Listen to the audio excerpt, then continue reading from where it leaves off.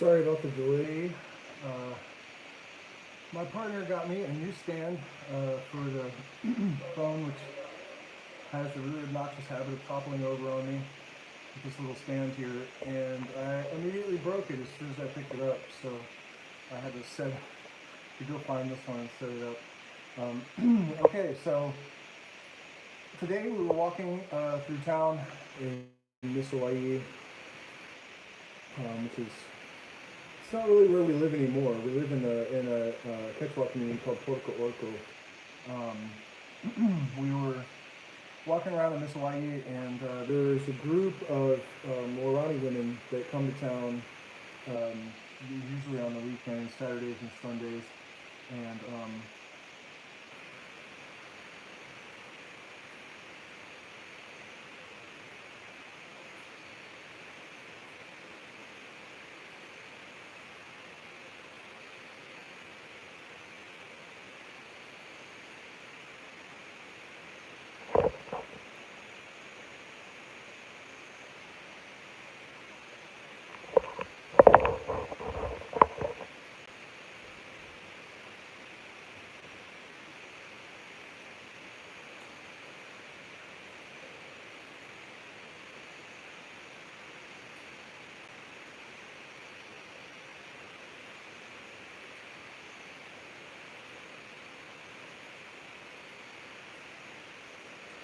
And so we were walking along, and they motioned for us to come over and talk to them, and so we did. And I explained to them that I had been fascinated with the Waorani as a child, and I had read a lot of books about them, and that I was interested in coming to interview. And they just extended the invitation for us to come and stay in the village for a few days. And so, of course, we agreed to that. They gave my son a Waorani name, which is the second time he's been given a Waorani name. I'm not going to try to repeat it because I don't recall how to pronounce it. The first one was Yambreri, and I actually just check out this jaguar claw necklace my mother-in-law just bought me. Super cool. In fact, interestingly, it was the same guy that I got this other necklace, but not here in Vilcabamba. We just ran into him in the street, and he had this jaguar claw. And, so at any rate, the Waorani are one of the most interesting tribal people on the planet. They have only adopted an agricultural or they were hunters and gatherers until 40 years ago. And several of the bands of Waorani, the various branches of the tribe, have actually completely rejected contact with civilization and have moved deeper into the jungle. And so the relationship between the outsiders and the Waorani there hasn't really been much of a relationship over the years, partly because they still have a propensity to spear people. The most recent case, or the most well-known, was the group of missionaries in the 1950s, but there was another person that disappeared recently, and there was a Waorani man that was speared in 2016, and I was just the only Google ad that I saw. So it could happen even more often. I'm not really sure.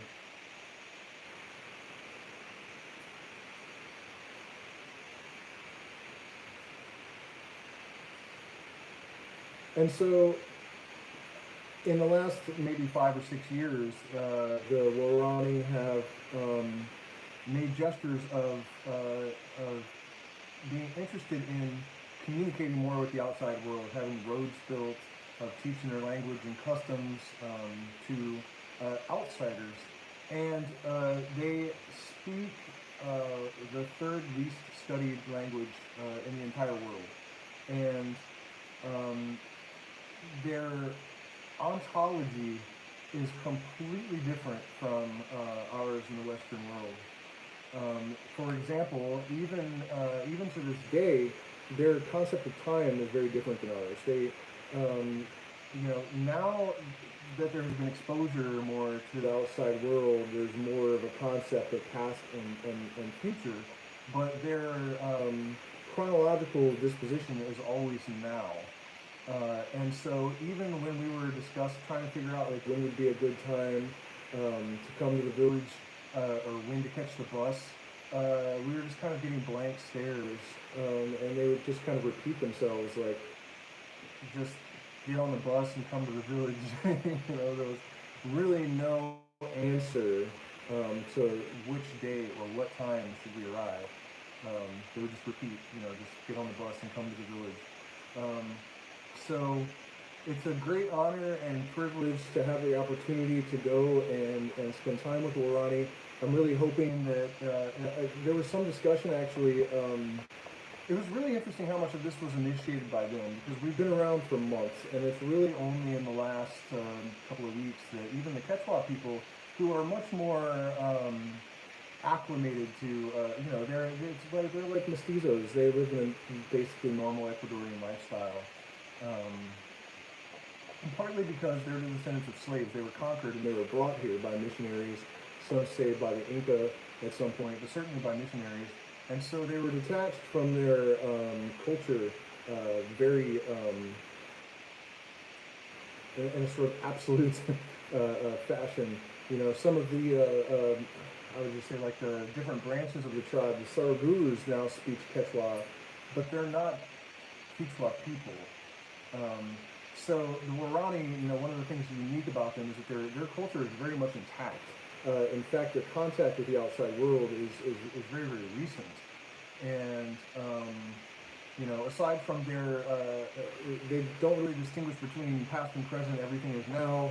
They also don't distinguish between the physical world and the spirit world. It's one thing. And so, at any rate, we've been around for a while, and we have seen these women, and I've interacted with them a little tiny bit. They named gave my son a Waorani name at one point, but this was the first time that we had really had a conversation, and they just immediately invited us to the village and started talking about teaching my son Waorani. He doesn't speak English or Spanish. Or really anything yet, so maybe Waorani will be his first language. So this is the place and the people that I buried my nose in books about in order to escape from my poverty stricken, violent, mental illness in the household, the whole thing. That the Waorani people and the books about the rainforest were my escape from all of that. And ayahuasca and that fascination with the rainforest give me something to keep positively connected to is part of the reason that I am here now and that I'm who I am. And it occurred to me earlier today that now that ayahuasca is escaping the jungles and so many people are drinking it, so many people are waking up and having a deeper connection to the universal mind and to the Gaian mind, there's a very good possibility that the medicine of the Waorani and other indigenous people from South America is going to save our culture. So the least we can do is not destroy theirs. The tensions between the Chinese mining interests, which is really the primary threat, at least in this part of the rainforest, have escalated to the point where the Waorani have supposedly started showing up around mining sites with poison darts and arrows, kind of eyeballing everyone. And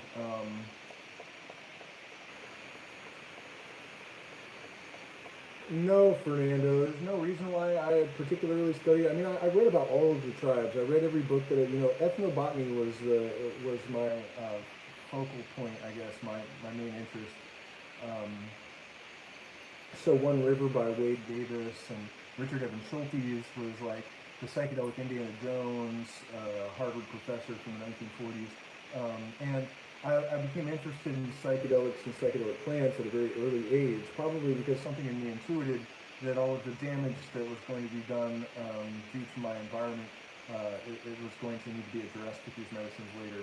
And also, there is great utility in having people like myself now that have experience and know how to use these tools in a way that heals this damage, which we're getting more and more answers from science about how that can be facilitated. I've been saying for a long time that I think one of the main reasons that we have such a difficulty in convincing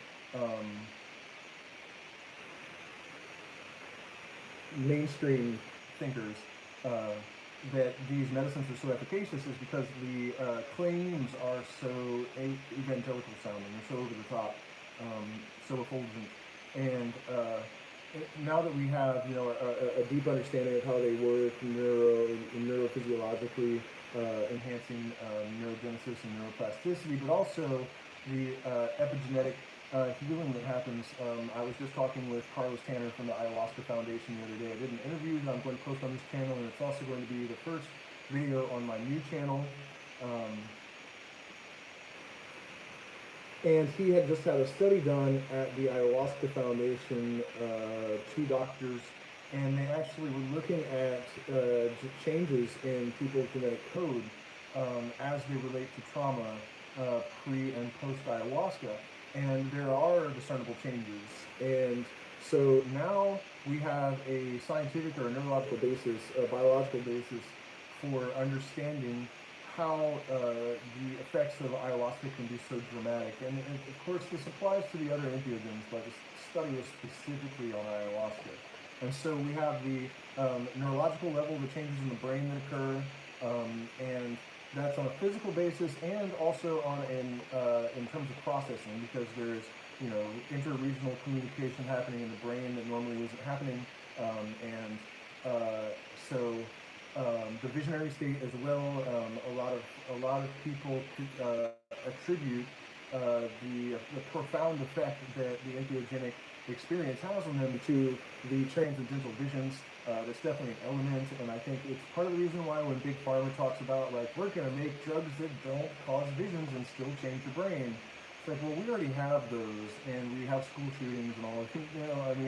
I don't think that taking the transcendental experience out of the equation is going to serve any purpose at all whatsoever. The only application I can see where that would be maybe helpful is in the case of certain types of schizophrenia, where there's already sensory overload, and the experience of having the filters and the consciousness brought down may just contribute to the overwhelming experience, and may be detrimental to the healing and to the medical efficacy of the compounds. And so now we know that on top of all that, and then the emotional healing is a bit more difficult to describe and to talk about, and it requires us to go into sort of more esoteric realms, to think of it in a shamanic point of view, this is the purging is how would I say this?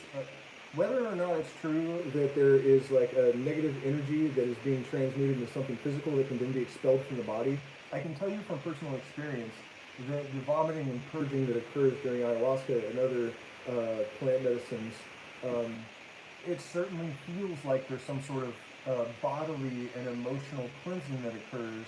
And I try to be very mindful, and I definitely noticed a correlation between the traumas that I was vomiting and the changes in my behavior that followed the vomiting purge. Definitely seem to be related.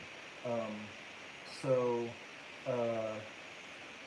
there's that element of it, the physical cleansing, and then now we knew already about the neurological stuff, the neuroplasticity, which is your brain's ability to adapt, basically how flexible, how receptive it is to new imprints. This is why a 5-year-old, a toddler's mind learns at a much faster rate, is because his neuroplasticity is much greater, and his brain is able to create new imprints very, very easily and very, very rapidly. This is also why it's very, very bad to traumatize small children, because these imprints are just, they're just stamped right in there.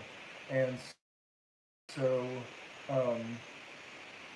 we restore the capacity of the brain to take imprints, but also neurogenesis is the brain's capacity to produce new neural pathways. And this has been observed in psilocybin. I would have to just conjecture that it's probably true of ayahuasca. DMT is actually almost analogous to psilocybin in structure. If you look at the chemical name, they're nearly identical.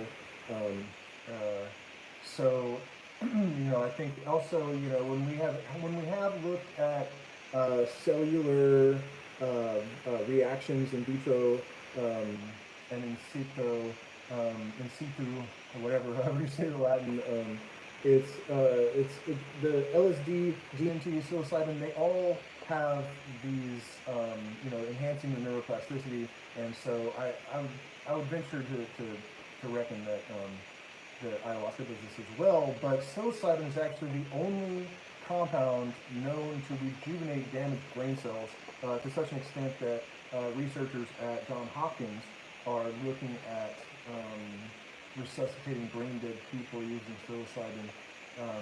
And so now we know that there are also changes happening at a genetic level, at an epigenetic level. And so the idea of healing a lineage and disallowing the transference of trauma from one generation to the next, this is a major, major, major advancement, because basically all of our societal woes, all of our cultural aberrations, all of our deficiencies of character, in my opinion and in the opinion of a lot of other people, is trauma. It's emotional, psychological trauma.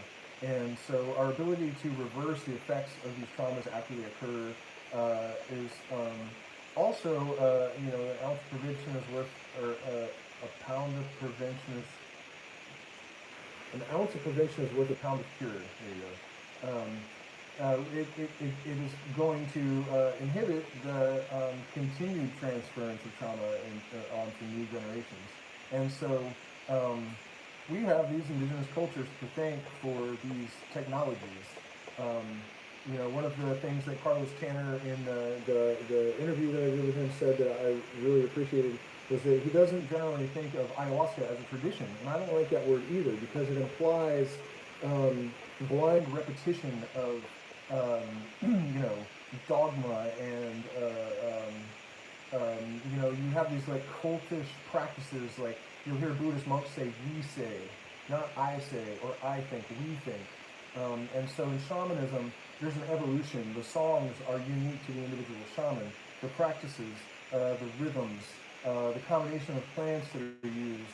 So it's something that's always changing, and something that's always evolving, and something that should be refining over the generations. We have a tendency to look back in history to try to find these really powerful ancient teachings. And in the case of shamanism, the power of the practice is in the here and now. And that is, again, the Waorani, with their perception of time as only being now, to the extent that they're still having difficulty answering us when we ask them what time to get on the bus and what day to come, because it's just not part of their ontology.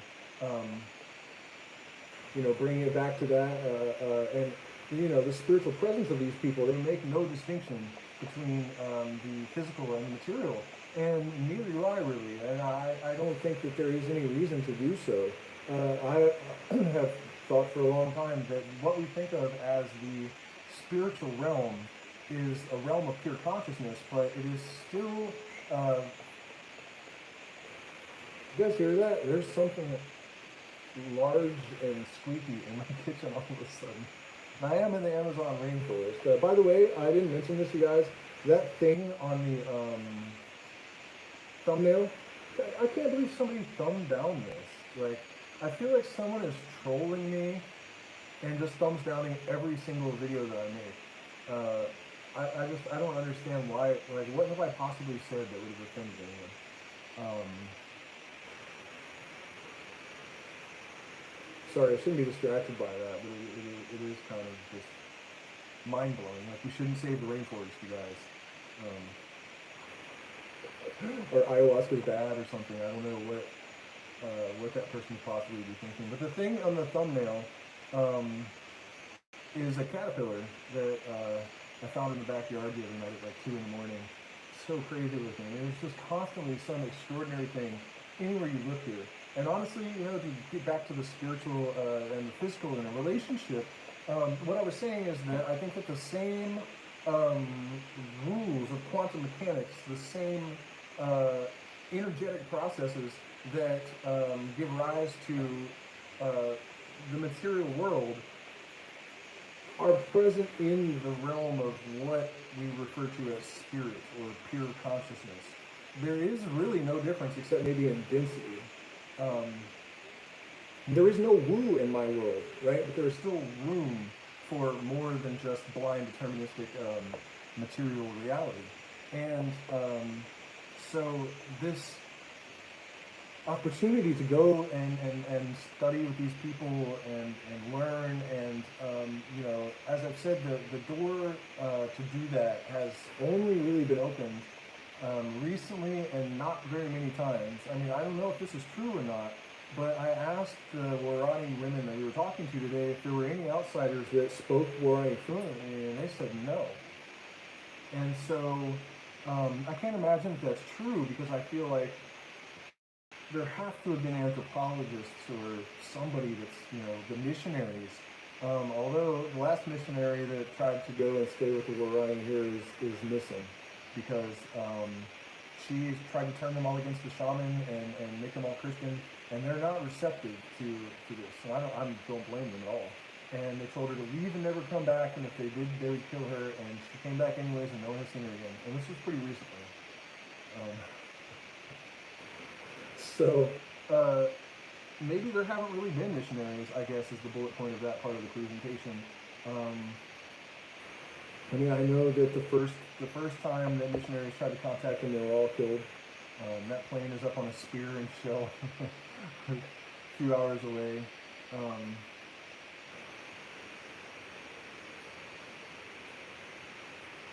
yeah, sorry, I'm just catching up on my comments. Uh,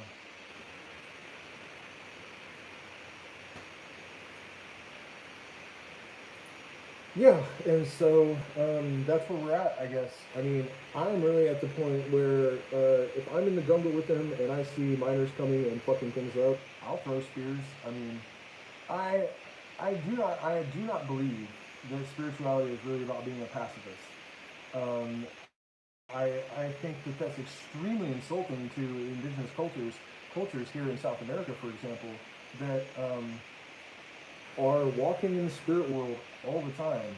But if you threaten them or threaten their lands, they will spear you. And I think that that is totally fair. And I don't think that there's anything to judge about it, really. I mean, I think they're totally within their rights. When, for example, the Shuar, a little while back, the Chinese came and bulldozed their community. And they they told them they had 3 hours to leave, and when they showed up and everyone wasn't gone, women were throwing the children out of the windows as the bottom of the house because everything's up on stilts here. Were throwing the children out of the window because the bulldozers weren't kidding. They were actually just going to bulldoze the buildings. We didn't talk about that. It's important also to understand that we do need your support out there to protect indigenous rights. There is like a hierarchy here similar to like the caste system in India, and the indigenous people are at the bottom, but the Waorani are at the bottom of the bottom. The Quechua word for Waorani is Aqua, which is savage. So, particularly from the point of view of the government or even the mestizo people here, the other day I was in town and there's naked Waorani children happen to be running around, and the mestizo men will catcall them. It's one of the most shocking and repulsive things that I've ever seen in my entire life. I would never have imagined, and I mean, and it's totally out of character too. The Ecuadorian people are generally very polite, almost seeming like professional, similar to Americans, I guess, only much more so, much more polite and respectful. But the indigenous people are considered to be. Oh, and another thing that happens very often is that I'll be, talking to a mestizo person, and a Waorani will walk by, and we'll be talking about the monkeys in the park, and they'll say, "Well, there's a monkey," and so there's no one here from the Ecuadorian government that is going to stick up for these people. They are, in terms of having a line of defense against the destruction of their property and the rainforest. The Ecuadorian government literally sold them out in the last year or so. Three-quarters of the lands were just sold to the oil companies in that case, I think, or just the Chinese in general. And I think it was the Chinese government. And so that was actually the event that catalyzed the response, where the Waorani showed up with spears and poisoned blow darts and said, we're going to start killing these people. And what I didn't mention about the Shuar is, in that case, the Chinese knew that they might be attacked, so they had helmets and armor and they had guns. And so the Shuar actually went to the jungle and acquired guns and came back and shot one of the Chinese miners right through the head. And they were wearing, the soldier caps that are supposed to deflect bullets, but the guy died. And so there was this huge manhunt for this band of Shuar, and so this is what we're getting involved with, too. I mean, I'm not trying to make a hero out of myself, but just realistically, like, we're going into the front line of a war. It's a war. And there is violence against activists. There's definitely violence against the indigenous people. And as I was saying, I don't want to get too off track and make sure I really drive home this point that the indigenous people here, and it's not like it's the entirety of the Ecuadorian people that view them this way, but the government basically treats them like animals. During COVID, there's a bridge here, the only way out to get food and supplies and stuff in. When they did the lockdown, they weren't just locked in their house. The indigenous people were locked into this community. And so, the Quechua people don't get as much respect as the mestizos would, but the Waorani, as I said, are like a tier below the Quechua. So this is why I think they're suddenly opening their villages. Well, I know it is. They've said as much, that they're opening their villages and their language and their customs and their traditions open to the Western world, is because they feel, I think, that if we could understand what they understand, that we will stop destroying it. And I feel like they have given us the medicine that may save our culture. So if we could just, return the favor by not destroying theirs, that would be swell, I think. And so,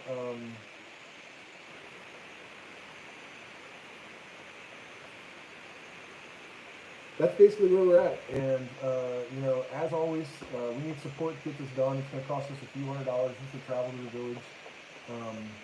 And I'm going to have to make some kind of contribution to the community, I'm sure. I mean, it's not even, I shouldn't say I'm going to have to, of course I want to, but to some extent I'm obligated to, and it's difficult for us.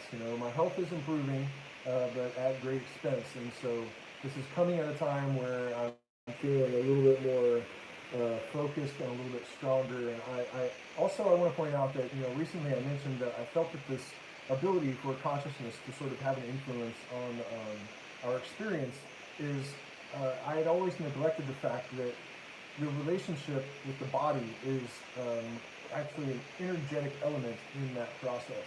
The electromagnetic energy is what compels energy to symmetry and order. And so, as soon as I started to heal and get my body moving again, the circumstances that I had been hoping to create just sort of congealed within a matter of days. And I really don't think that sort of thing is coincidental. And it was also, an extraordinary coincidence, as Fernando said earlier, that for me to have studied these people as a child and then to come here accidentally and then realize, oh, I'm right down the river from this place.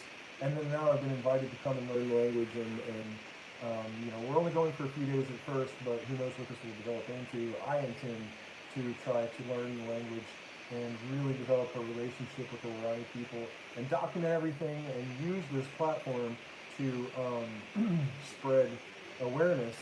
And I need you guys' help for sure. I mean, I don't know if you've noticed, but my live streams have gone from like 1,000 views to 500 views to 300, 200, 165 views or something. The last one since yesterday.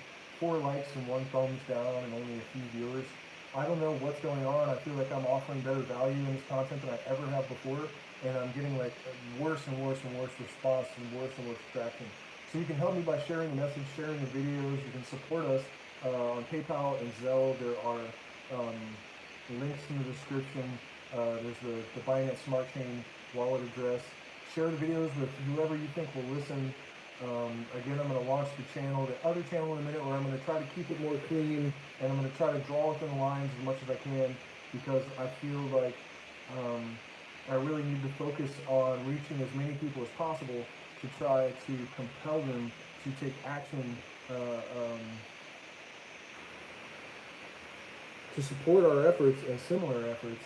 And you know, it's crazy. Like I really don't understand how people think. I guess because you know I've been watching the numbers tonight. A couple times I've just stopped because I saw, like, before we started there was like 10 people waiting, and as soon as they saw me, the number dropped to 1. Like as soon as they saw my face. Like, what the fuck is that? You know? And this has been happening every live stream. Honestly, I thought about stopping, just because it's kind of disheartening and discouraging that happens every time. You know, I mean, this channel is doing really, really well, and it's been amazing to have this community, but it's just getting to the point where it's just really deflating, and like, I feel like I'm really offering a lot, and I'm not understanding the responses, all the thumbs down and the views disappearing, and yeah, it's well, as soon as they see my face, they disappear. Oh yeah, well yeah, but there are a lot of people that I see tune in and just vanish. Maybe I'm taking it too personally. That's one thing that I've noticed. Like, as my health was really deteriorated, you know, I've been stripped of my money and my health, and you know, all of my pomp and circumstance are just gone. And it really was a tremendous experience to realize, you know, even as a person that kind of prides myself on not taking too much pride in the material and living outside of society, and all of that kind of thing, I still felt like a complete piece of shit. I realized after being broke for like a certain period of time, it you know it even gets to me. You know, it's a crazy thing to realize, like, how deeply that affected me. I'm getting over it. I mean, I feel like, you know, if you guys haven't watched the last couple of live streams, go back and do so, because I feel like I offered some really powerful stuff, and they haven't gotten that many views. So what I'm going to do is get off of here right now, because I have to edit the interview with Carlos from the Ayahuasca Foundation, which was an absolute pleasure. He's an amazing person, and he actually asked if I would like to do a part 2, because he felt like we could go a lot deeper with all of it. I